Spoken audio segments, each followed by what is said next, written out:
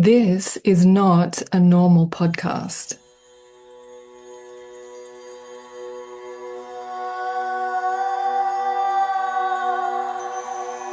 Welcome to this real collective inquiry into what patriarchal sex is, how both men and women hold that paradigm in place, and how we can be all living beyond it together. My name is Dévashi Shakti. I've been working with clients privately for 30 years and have been a leading guide in women's sovereignty with the Tigress Path for decades. You're invited here to listen in on these conversations I'm having with interesting people from many countries and cultures around the world, highlighting women and men who are contributing the needed change and education to go beyond the patriarchal paradigm in sex, intimacy, and relating. The spell is already broken, patriarchy is done, and we are co-creating the new paradigm right now. If you're someone who has ever explored cord cutting and you've wanted to disengage from past patterns and people and scenarios that you don't want to keep replicating, probably you have explored cord cutting and maybe you have found how it wasn't as thorough as you might have hoped. And today's guest is someone that I really recommend looking into if you would like to learn more about that. Joyce Haddad is a spiritual psychologist and author of the book called Spiritual Divorce. And her specialty is clearing these energetic entanglements. And her personal story is really quite beautiful and unique in her relationship and family systems, which called her to create this very much from a high priestess role that she played in her family as well as in her service work with clients. And we also talk about divine union in this episode, which Joyce is living in her marriage and in the kind of unusual situation of being with the one person her whole life. And there's so much beauty and clarity in her particular path. It's not possible for everyone. Not everyone's come into this life with fantastic relationship karma and this mutual determination to keep growing and moving through life together. But Joyce is such an inspiration in that way. And I also want to let you know that we've opened up a free community group for anyone that's listening to this podcast and you've been getting something out of these episodes and you want to take things to the next step in terms of community discussions and being part of a space where you get to hear about the behind the scenes of the podcast and you also get first notice of when we have online gatherings and also live in-person gatherings, which will happen in future in collaboration with some of the guests that have been already on this podcast before. So if you'd like to be part of that, have a look for the Telegram link in the show notes, and I'll see you in there. And I hope you enjoy today's episode with the lovely Joyce Haddad.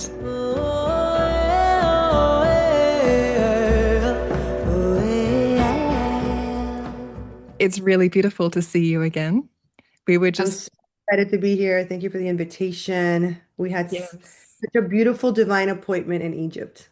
Yes, we were just saying we haven't seen each other, well, in the flesh at least, since we were in Egypt together at the same time. Yeah. A- About a year and a half, right? More or less. Yes. A few months, yeah.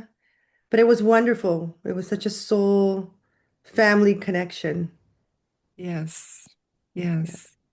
And Joyce Haddad, you are a spiritual psychologist and you are known for your work helping people untangle karmic, all sorts of crazy connections that we can get ourselves into in the human dimension with your book, Spiritual Divorce. Is that right? Yes, that's correct.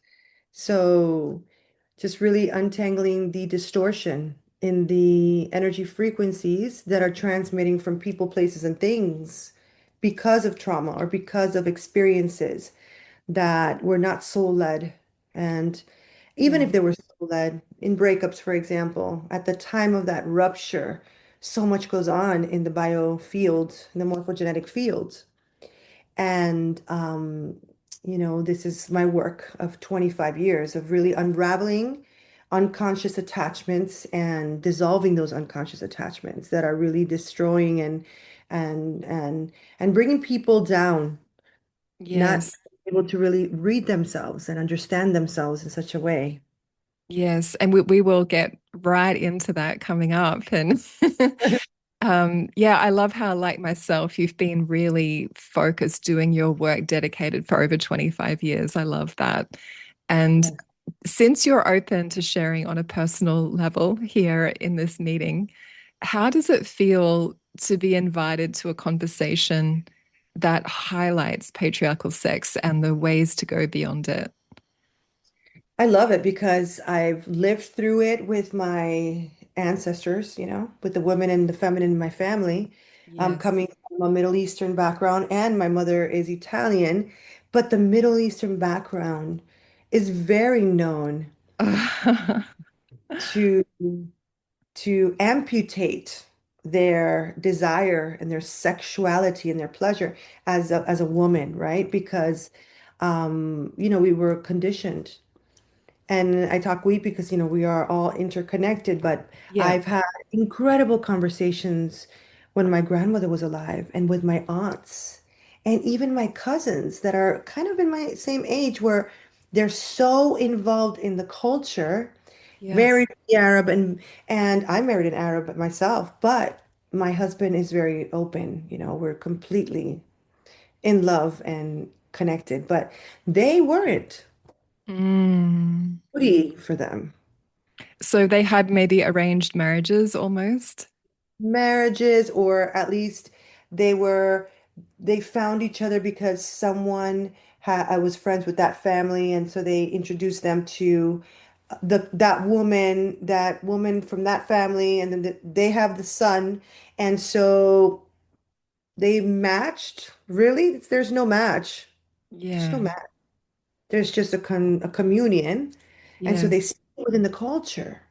And that Yes. includes the belief systems, that includes the patterns, that includes the distorted masculinity and Yes.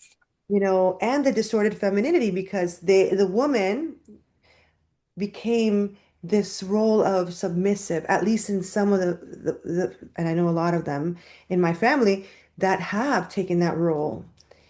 And more modern now in the modern time, they have changed a lot, but still, they don't know what it feels like in their body. Yes. Chemically, chemically, they don't know what it feels like in their body. And What so sex could feel like, you mean? what's pleasure? Yes. Because I think we all know what sex could feel like, but what does pleasure feel like?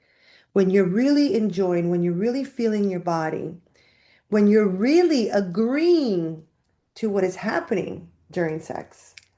Because I know my grandmother would say, um, that my grandfather, she had 18 plus pregnancies. Wow. And so she delivered 14 children and she lost some children. She had some abortions. It was just a machine of children.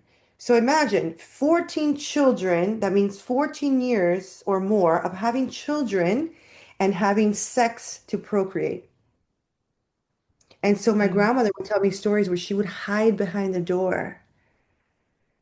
And then my grandfather would look for her and come in and just have sex to have kids. Oh my God. It's like one of these like quick practices of Mm. unconscious sex. Hiding behind the door, like hoping to get away from him that he Get wouldn't away see from her. him. Oh, oh. Yeah, it's terrible. The I find it really interesting how dense, I mean, it's all over the world, really, even It very much in the West, but I find it really interesting how in the Middle East, this is geographically where the Anunnaki family Mhm. consciousness got inserted, and it's still so intense So there. Yeah, there's separation of heart and sex centers. yeah. It's very prevalent still, and it's very sad because you would think, and even in the modern world, there is women that they're giving away of their body without their desire. And if you are agreeing to have, I have talks with my girlfriends, and we're like all talking, and we're like, if you don't feel like having sex, but you do it just to please your Yeah. husband, for example, it's kind of rape. Yes. It's rape. So. But why are you doing it? Please your husband because he needs that. But how about your needs? Yes. And some women, I'm sure, are probably afraid of what would happen if they said no as Of well. course, they'll feel, I guess the masculine will feel like rejected because they have their thought process. And and then the woman would be like, well, it's like a duty. I'm married. But Yes. just because you're married doesn't mean that you have to do something against the yes or the no of your soul. And Yeah. that's where betrayal comes in. Yes, of both body and soul. Exactly. Yeah. Yeah. And I've Betrayal, been, connection from the heart with the yoni and the mind. yeah, yeah, yeah. Yeah, I've been really hoping to have this kind of exploration into the very particular Middle Eastern density around sex, intimacy, and relationship because, yeah, the fragmentation of Madonna and whore Yeah, is just, I mean, it's all over the world again, and yet it is so damn defined and obvious in this part mm, of the world. And I always used to focus on how much that was in the female experience because it's so blindingly obvious. But it's also happening with the men, that yeah, they are also, their waking up. sex and heart are totally disconnected as well until they unravel that conditioning, right? 100%. I think men are also waking up and they're also restricted because both parties, especially we're talking about the Middle Eastern world community, Yes. they both don't feel because they're there too to have babies. And so where are they feeling and where are they going to feel? Yes. So that's why there's like so much confusion. There's really no unity. There's no divine union, that's for sure. Yes. Divine union is completely impossible when that Impossible. soul, heart, body consent and alignment isn't present, right? It's incredible. It's like returning, and which is kind of I've seen it with my clients where the type of work that I do brings awareness to the body, you know, where the body says no and the mind says yes, Mm, right? yeah. Because your body is telling you something. Your body talks, it communicates you, and when you cringe or you're feeling something, that is the language that you need to pay attention to. Because Yes. your mind is always on this roll of 90,000 thoughts a day, right? And then amongst those thoughts are your thoughts, collective thoughts, belief systems, fantasies, illusions. And then you're listening to those whispers, but you're not listening to the body. Hmm. That's where self-betrayal comes in. Totally, totally. There's a lot of recovery of that in the Tigress path as well. Like, because it's so easy living in the world that we're living in with all the programming and conditioning that everyone has for that internal fragmentation to be happening. And I Mhm. know that we both see this in the same way because I've heard you talk about it elsewhere, that the frequency, the embodiment of divine union happens as an individual first. So if that fragmentation from God, from source within your own being, within your own body, heart, and soul is not coherent, there's no way it can be experienced with another human, right? It will never experience the divine union is within yourself. Yes. And so if you're whole enough, I'm not saying completely whole, right? If you're whole enough, you can create the experience somewhere else because we're creating, right? So Yes. your partner will feel that resonance or will have that resonance because if you're not feeling whole, your frequency, your energy is going to attract that same kind of energy because we're all, mirrors of Yeah. each other. And you're going to experience that defragmentation. And the Yes. more you can support your healing journey to calling those parts that have been split throughout your timeline, the more whole you are, the more you fall in love with yourself, and the more you can create experiences of love and union and pleasure and feeling. So it starts within our inner architecture first. And Absolutely. everything else builds from that space, from that blueprint. Yes, yes, It's yes. very And so coming back to you, like you did marry a Middle Eastern man. You have Middle Eastern heritage and Italian, and you married a Middle Eastern man, but he was outside of that environment, right? So you're both brought up in the US, is that right? were brought up, well, I was brought up in the US and he was brought up in Venezuela. He came to the US when he was Ah, 15. And okay. so I met him but randomly because he was a neighbor of one, he was the best friend of one of my neighbors. And then he happened to be from the Arab community here in Miami. And my father knew his family. So it made it a better union back Yes. then when I was 20. And because I got married very young.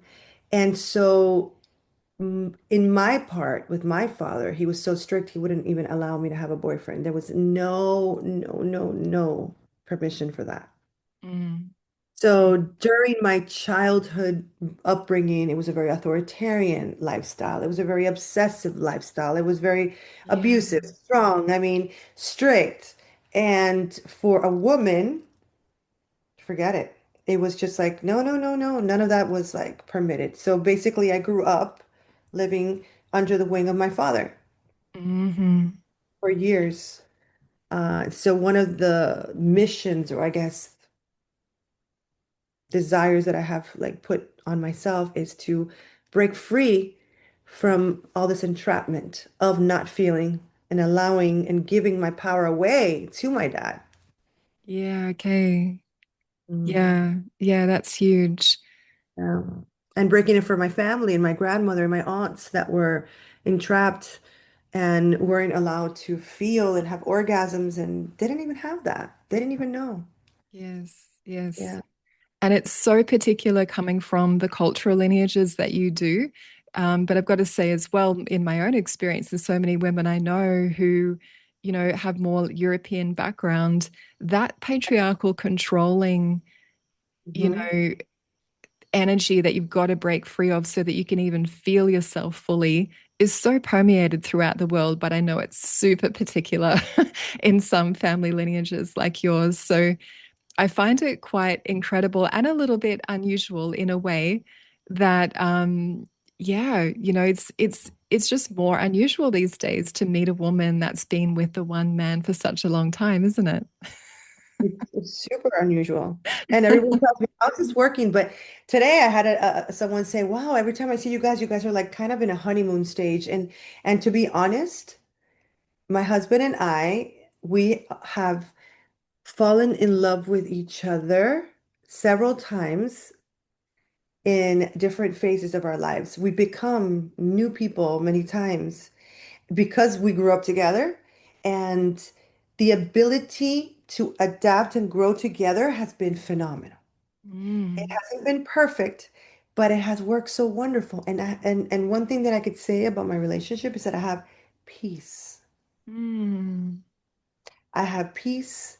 I am I do what I have to do. I travel to Egypt. I go do my retreats here and there, and I do everything. I'm free. I'm yes, free to yes, be, and he's free to be. And so we come together to enjoy our partnership and our family, but we both have our journeys independently. And yes, so I always tell my clients, so marriage or partnerships are basically you're coming together with your paradigm, their paradigm, but you're building, it's your pattern, their pattern, and you're building the pattern of the family or of the partnership. Yes. And when you understand the pattern of the partnership, and then the partnership creates the pattern of children, family, or whatever, then it makes it easier to come Yes. together because then you respect the blueprints that were created. I think that a lot of partners, a lot of relationships, they have trouble understanding the patterns they create together. So what happens is that they bring in the pattern independently, their entanglements, and create based on the entanglements. And so they Yes. create an entangled blueprint. And then that's where the chaos is. And that's where the relationship either breaks or separates because they never come together with a new blueprint. They just Yes. And bring in the, there was a key word that you said before that's like the first step in a way, respect. yes, Because what I hear from what you described, Joyce, is that your partner, your husband sees you as a whole person, a whole being, and you see yeah. him as a whole person and a whole being. And there, without that respect, the clarity to see those patterns that you're talking about, it's just lost, isn't it? Because there's too much identification with each other or neediness of each other or projections onto each other. So that fundamental mutual respect place is just paramount, isn't it? And I've always spoken to Eddie, my husband, and I tell him, listen, I don't want to override my body to maintain this connection. I want to tell you that if right now I don't feel like having any making love or like having sex, I don't have to do that. Now, you would ask me in my 20s,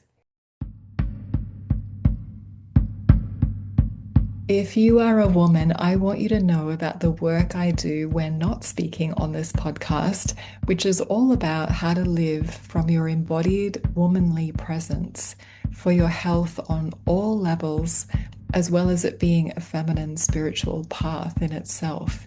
And it has a way of effortlessly unlocking your unique gifts to be a voice for women in the way that you are called to do so. And this happens through a facilitated training called Women's Somatic Sovereignty Certification. It gives you the chance to restore your own female nervous system, which I specialize in, while gaining the skills to be an effective somatic professional supporting women to thrive. Come to one of my free workshops to know more about this. We have a fantastic community of women to learn and to grow with, which has been going strong since 2005. So see the links below this episode for more on certification training. and I did override my body to Yeah, connection. yeah, But today, the Joyce that is elevated, the Joyce that is in divine union with herself, no longer overrides her body. You know, I bring yes, awareness to my body, even through menopause. I'm in menopause, and I'm like, no, there's times where I really just don't want to do anything because I'm just not feeling that. And so yes, I respect that on myself first, and he respects that. yeah, And so it makes it even safer. yes. And the ability to be that honest, to be that truthful, um, the kind of relational field that's there between the two of you to know that you can just say that. And it sounds so simple what I'm saying, but so many women I work with, they can't even locate presence themselves entirely in order to have that super honest, clear communication. And this is where there can be so much resentment onto men as well. But when you strip it back, actually, oftentimes women are just having a really hard time, really, especially somatically presencing themselves to be able to not misrepresent where they're at, which is how I say it. Because everything is out, everything is off, distorted from that place. Yeah. And a lot of things that I've seen with my practice is I always tell people, so let's define love, let's define sex. What is it? Because a lot of times what happens is love gets confused with access. Hmm. Sex gets confused with love. And so a lot of men, what happened is that they have sex and they feel loved with the sex. So when the sex is not there, not because we don't want to, but Yes. because we don't feel it in the moment, they automatically take it as, oh my God, she's not loving me, Yes. right? And for us, is like, well, no, it has nothing to do with love. It has to do with love for myself and my overriding of me. So all these things Yes. is part of that blueprint that we create, you know? Totally. And I'm just imagining women listening to this and maybe identifying with your experience in part, Joyce, especially if they're married or been in long-term relationships. So, how would they know that they might be overriding, like you said that you did in your 20s at times? I think that you listen to your body. The soul always knows. The soul knows. So awareness is going to break your conditioning. So if you have awareness, you don't have to. You get to, be more aware of who you are. And a lot of these women that are watching, just really pay attention to those signals in your body. Like, what are you feeling? What are you thinking? You know? And if you're dropping into an unconscious body, that means you have no awareness. You're just on autopilot constantly. Yes. Bring yourself into awareness so that you're conscious about really what you're feeling and you're not numbing or overriding. So really feel your body. Where do you feel like you're saying no? If you cringe, like I was saying in the beginning of the podcast, if Yeah. you're just like, oh, you twitch, these are just signals of like, so sometimes our body says no, and our actions say, or our mind takes us to an action of yes. Let's change that. Let's Yes. create mind heart coherence and yoni coherence where Yes. when I'm ready, then my heart is there and then my mind is there. Because if you're Yes. not ready, your heart is not going to be there. Yes. And it sounds so simplistic in a way when an interpretation of what you're saying is basically if what you're thinking and feeling on the inside is different to what you're showing and Correct. doing on the outside, then there's a self-betrayal taking place. There's a dishonesty happening. And And yes, that's when that's when sex becomes a transaction. yeah, yeah, to Yeah. keep the peace, To to keep not the peace. upset him, to keep the Right. family together, all of those things, right? Yeah, 100%. So when we do the work, which is your work, my work, we retrain. We retrain people to feel their body, to track their sensations. So Yes, that's important. exactly. Track your sensations. Notice the contraction versus your openness, right? Yes. This is how you can tell. Recognize freeze, fawn, fight, or compliance response. Mm, These are the things that you need to see, you know? And then, yeah, of course, you're gonna return the true consent to the person, absolutely. Yeah, which is yeah. somatic. It's not verbal. So it's like, okay, it's my body. Yeah. And because so many of us, well, all of us on planet Earth, with very few exceptions, actually, there's been generations upon generations of women not having that attuned, articulated somatic consent in their own experience. And so when that density gets passed down, Oh yeah. it pretty much really is, yeah, it's the case that we all have to unlearn that and learn the language of our body, learn that primal communication, hence the tigress path, hence the work that you do with all that untangling, which we'll talk about in a sec. But um, like you had to at some point, Joyce, I had to at some point learn what is this really clear primal language of my body that I can be so attuned to and so in touch with so that my autonomous space gets to stay coherent, right? Like there's an educational, embodied educational process in there that we've all got to go through at some point. We all go through it. And we're still going through it. I mean, I'm Yes. still learning about my body. I'm Yes. still programming.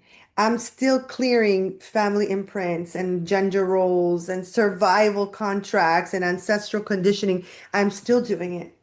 I totally agree. And I was just getting the visual when you said that of what in the past I might have, met someone or had an experience.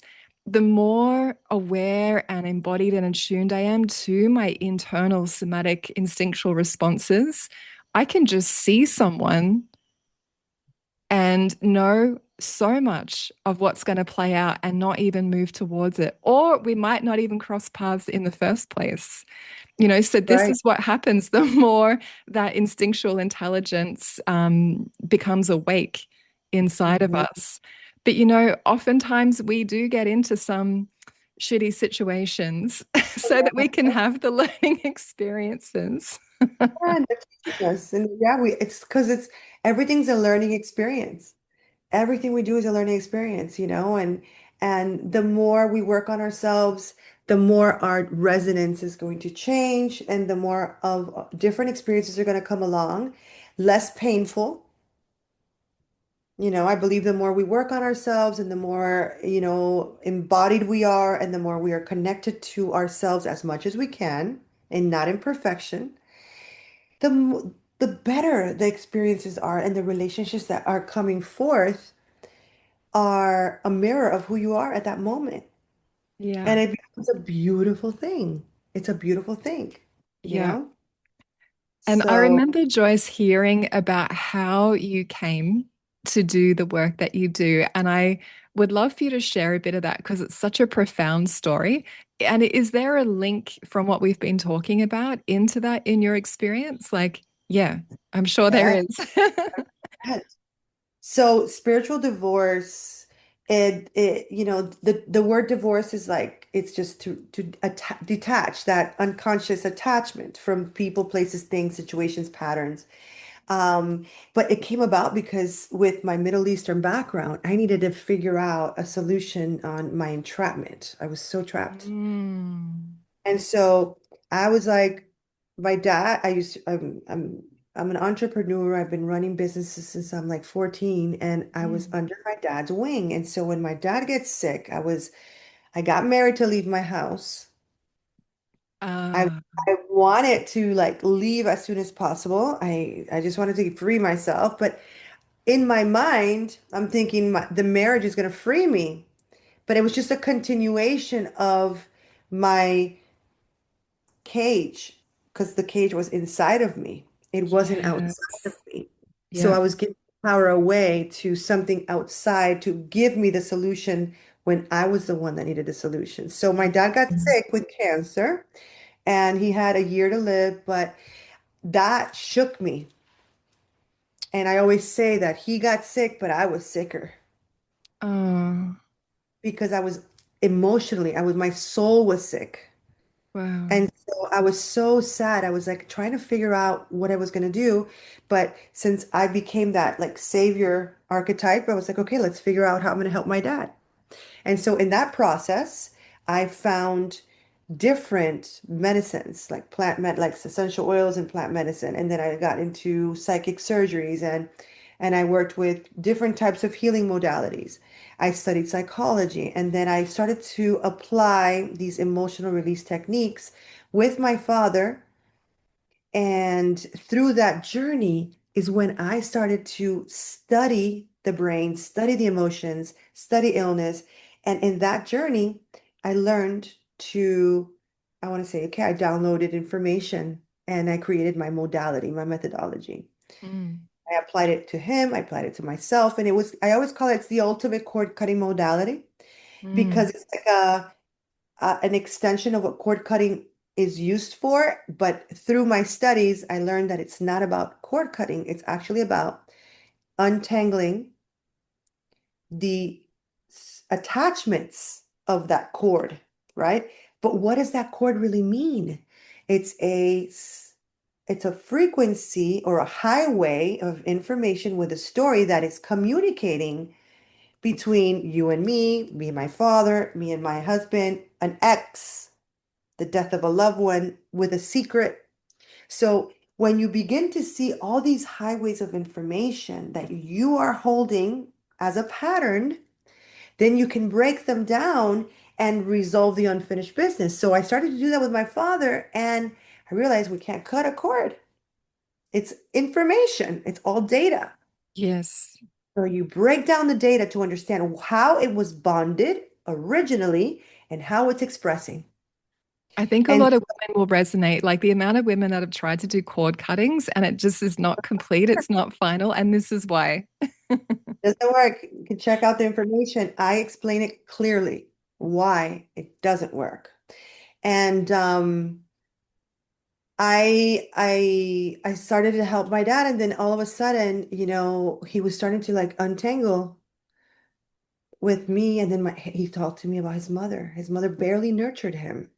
Of course, Oh. after 15 kids, she didn't have time to really give love. So what was the definition of love for my father? And how did he express and why did he get sick and what kind of cancer crystallized in his body and why? Mhm. Like work really deeply. And it was phenomenal because, the doctors didn't even know what the heck was going on. And it was just me just doing this thing. And I'm here writing and taking notes. And after 10 years, I actually, you know, published my book with data. But he didn't die at a year, he died 10 years later. So it was Wow. a huge university for me. And that took me in to understanding about love entanglements and soulmates and intense relationships. And then I wrote about, the intensities of the actual frequencies. And there's some that are invasive, some that are hovering, some that are I wrote about it in my book and why they're so knotted. So they're like blood clots, basically, Hmm. in Hmm. genetic fields. And so if there's clots all over the morpho or your biofield, that means that those clots are expressing themselves in your life. Yes. But if Yes. you release them, you regulate and then it dissolves the unconscious attachment and you're Yes. free, you're freer, you're lighter.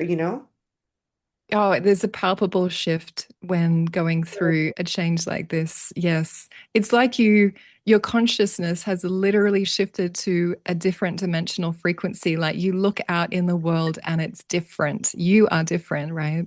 It's not that you're reborn, is that you uncover yourself. Yes. Yes, the real you, the most authentic you. Exactly, exactly. And I want to point out the obvious, because your book is and your work is called Spiritual Divorce, but this does not imply that someone needs to have been married and been actually divorced for this to be relevant. Yeah. No, I mean, it works great because if you're thinking about someone for 10 years or you're still angry with someone that and you're still holding on to the story, that means that the highway of information, which is the attachment, is still attached between the fields. And that's Yes. called quantum entanglement, where there's particles are still communicating no matter the distance Yes. of the energy, which means that that's why people don't find love or they get Mm. stuck in time because they have not resolved. And so the attachment is still communicating anger and resentments, patterns. We Yes. are the pattern. Yes, like when you can't stop thinking about someone, even if you really tried to let it go, or you can feel them thinking about you, that's all the chords. All the Yeah. chords, all Yeah. the activity. So it's still the soul still registers it as active and alive, even though that person physically does not exist, or that betrayal doesn't exist, or that disease doesn't exist, or that job doesn't exist.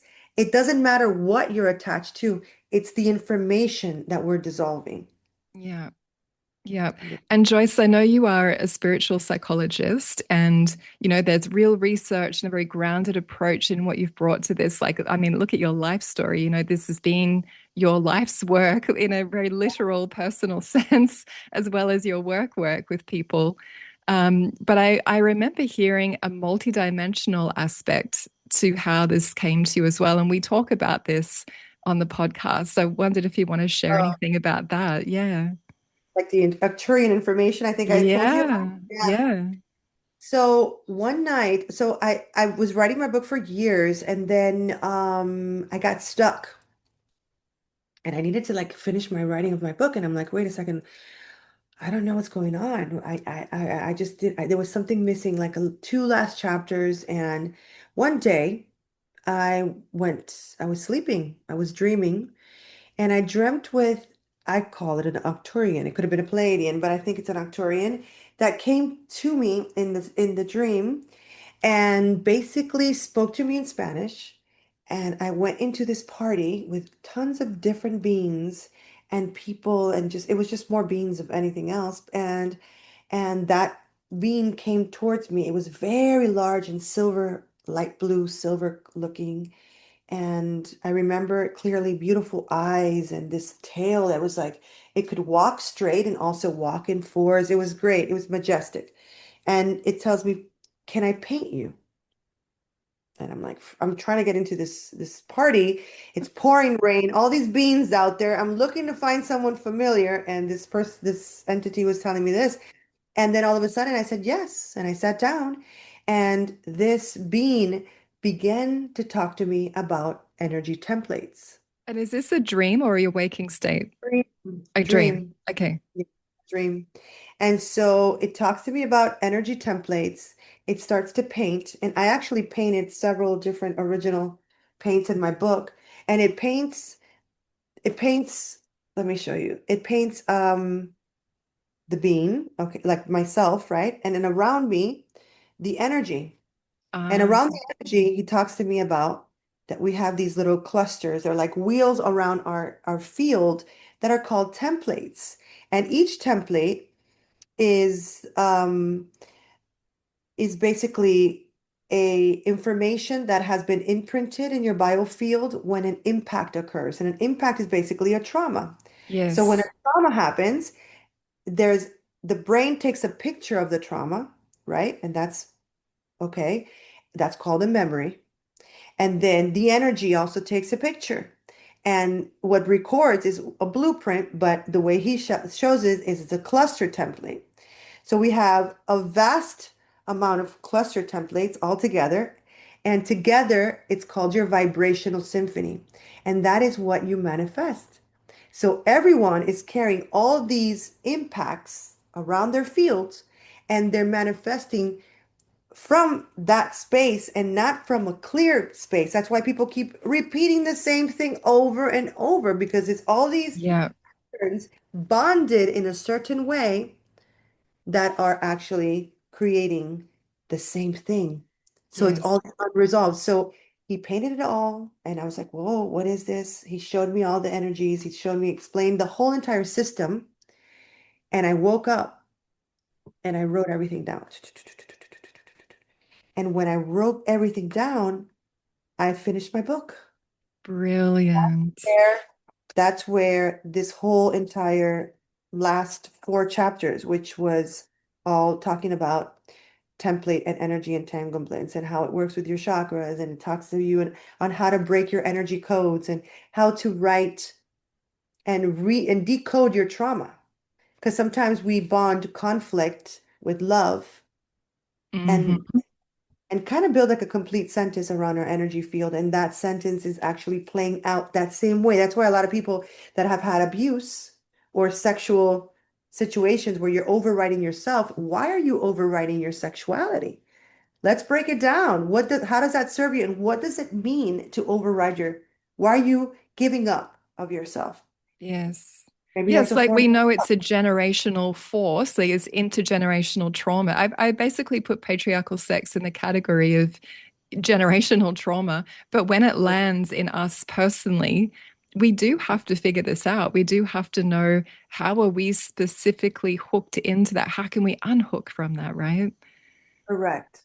And and if you're actually unhooking it, now you have that assignment to do it for the lineage. Uh-huh. So when you untangle seven generations back and forth. Yeah. So you lift it from the family soul cloud So then if I transform something, I registered in the family soul cloud. That means that my children, that particular trauma doesn't have to jump around Yes.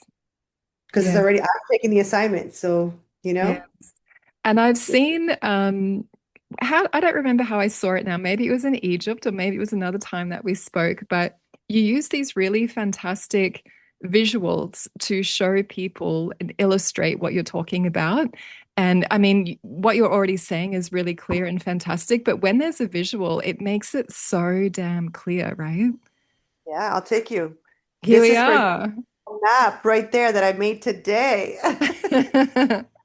It's a whole entire map to understand mom, father, exes situations, what happened since they're from pregnancy all the way to now, godfather, all the situations that are causing that person's specific challenges right now. So in order, I go back into that blueprint, create a graphical way for them to see it. And then, of course, I take them into my room to untangle them. But you can do this online. It's very beautiful. But the map, I really wanted to teach people and educate people in a very easy way, like write your story, let's map it, remove your emotions from your story, and let's break it down like if it's data coming in, data coming out, and then data being transformed. And so Yes. I use the mapping method for that. Yes. Joyce, you are so meant to be doing the work that you do. I know that you know that, but I I love really it. want to My all that work. you live through with your whole family story with you and your dad and it sounds like you literally did prolong his lifespan and you cleared and helped heal so much. And then you applied it to yourself ongoingly, and it's always ongoing, isn't it? Mhm. And then you've helped so many other people. But Boys, my yeah, boys, too. your kids as I well, use of it for them. course. My son got bullied when he was 13, and for 1 year he wouldn't leave the house. And Wow. after I released the attachments with the bullier, he became social again. Mm. Imagine if he didn't have the tools, it could be 10 years, who then you would call him what? A hermit or something like that. But Agoraphobic or yeah. it's because Yeah. of a trauma. Yeah. Yeah, exactly. Exactly. Yeah, there's always that insertion of trauma. Mm. Ah, how fantastic. And I think it was your work, Joyce, I saw on video when you're teaching live, because you do workshops and retreats and things, I believe. And I think I saw like actual physical cords, like strings that you had around people. Is that right? That's such a cool way to Yeah, demonstrate and learn. Yeah. and show them so that they can understand how those attachments are holding them back. And so imagine you have so many attachments holding you back to your past. Yes. There's really no space for movement. Yes. And So when it's that the gets so physicalized, it's like, I imagine that would sink in so much deeper. It's so cool the way that you teach it as well. Yeah, I try to make it as visual as possible so people can understand, it's like a beautiful way of honoring your past. Please know that whether you are a man or a woman or a couple listening in to this podcast, you are welcome to get in touch about private mentoring, where I can personally support you to unlearn patriarchal sex, to establish yourselves together in the beyond, which is the most natural yet evolutionary way of exploring intimacy together, increasing the pleasure, the love, the fulfillment that you get to have as man and woman. Whether you're beginning this journey or whether you're already quite advanced, you're welcome to talk with me on a free connection call to see whether a confidential, private mentoring process is right for you. You can find the connection call links in the show notes.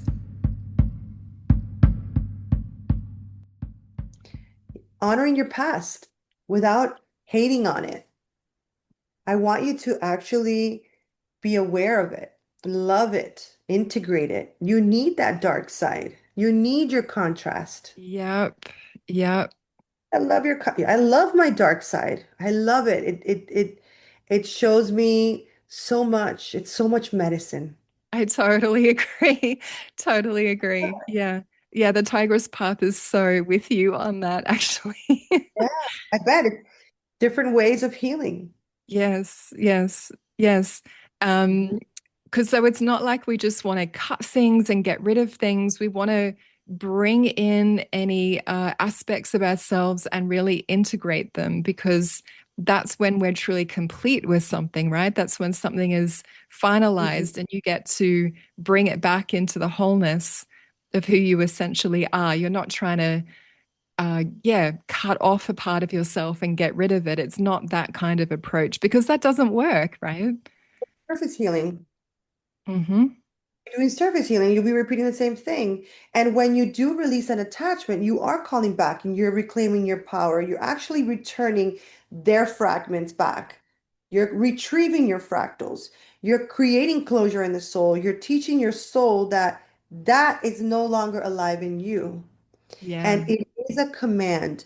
The energy field is a technology, and we have complete control of it through our words. We Mm. command the technology, we connect to the frequencies, and it is done.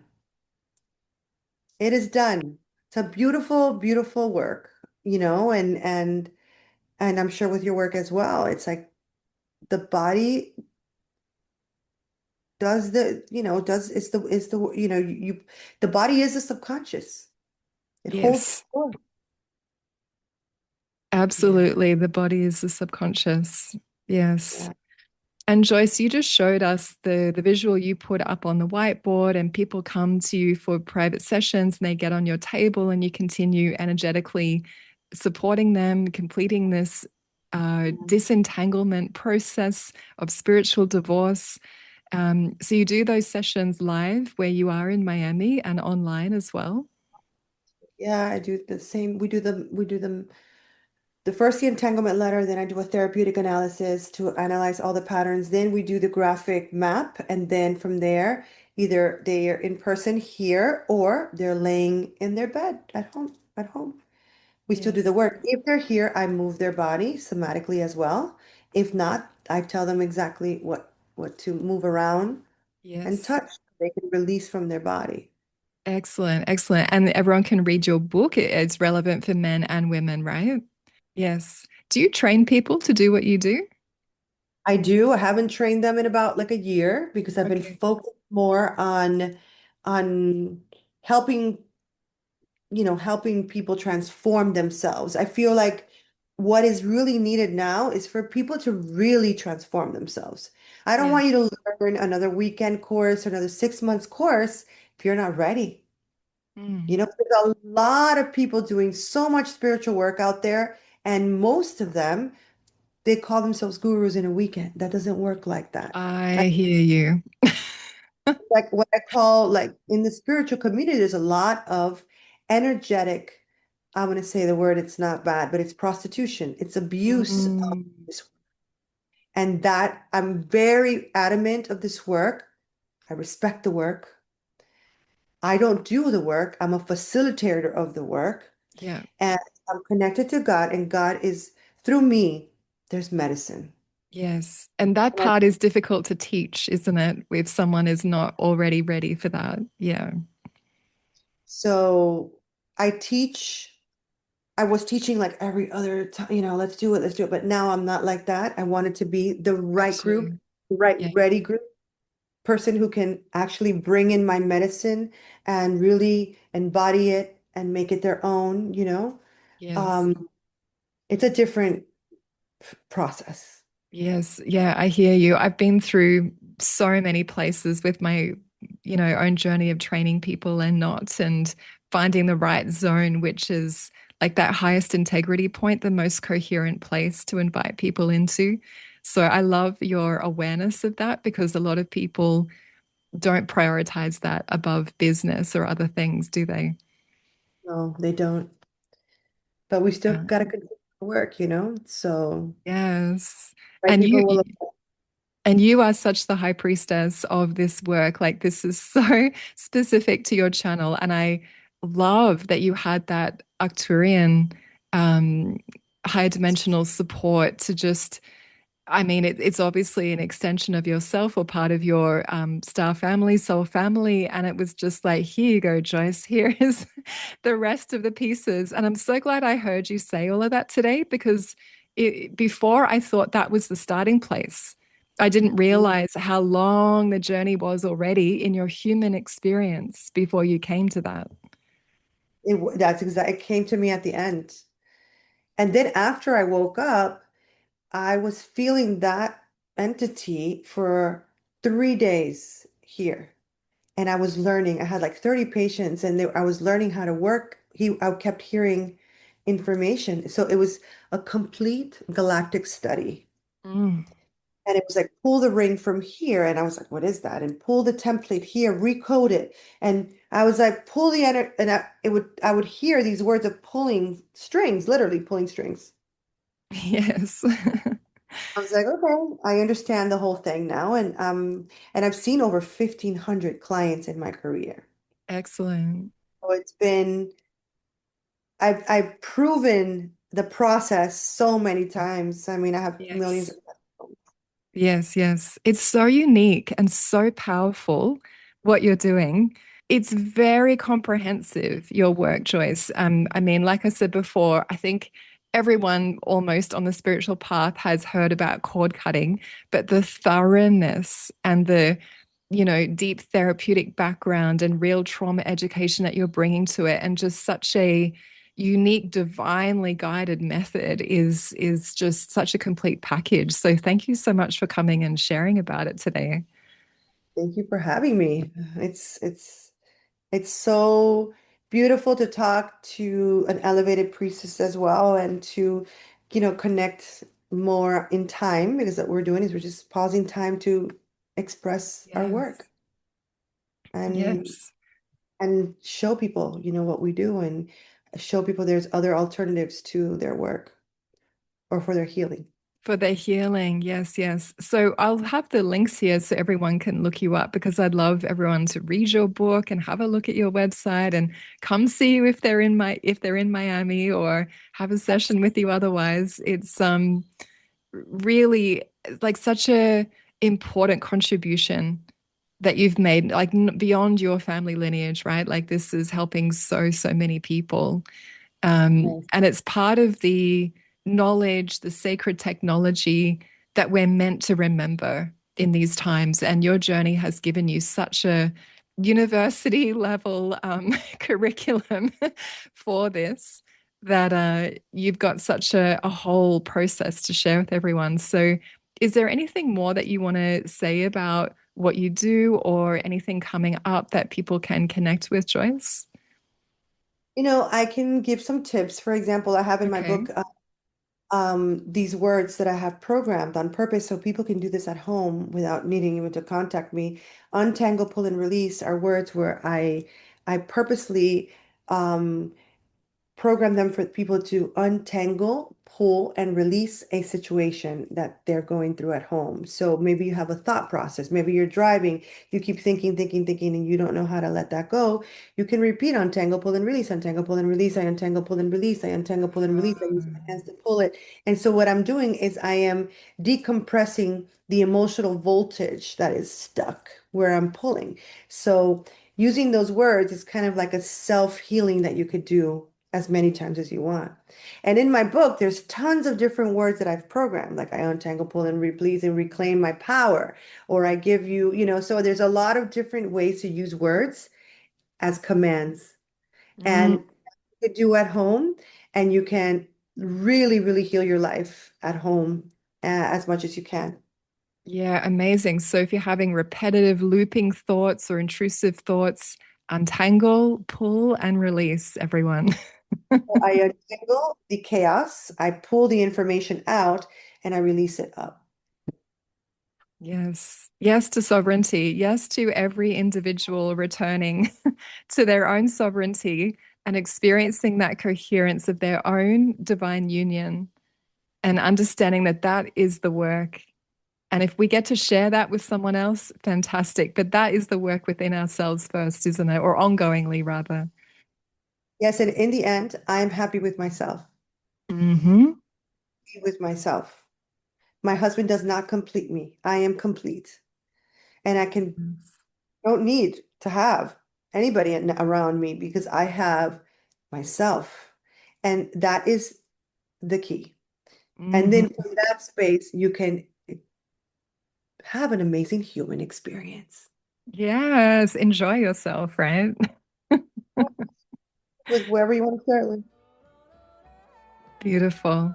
That's the perfect note to complete on. Thank you so much, Joyce, for your generosity and your time today. It's really beautiful to see you again, too. Same, same. Thank you so much.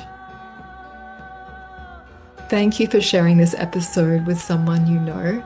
And your comments and your podcast review, they're really impactful in helping more people to become part of this collective inquiry. So keep tuning into Beyond the Patriarchal Spell for much more to come, so we can all be part of shifting division into understanding and connection for ourselves and for the coming generations.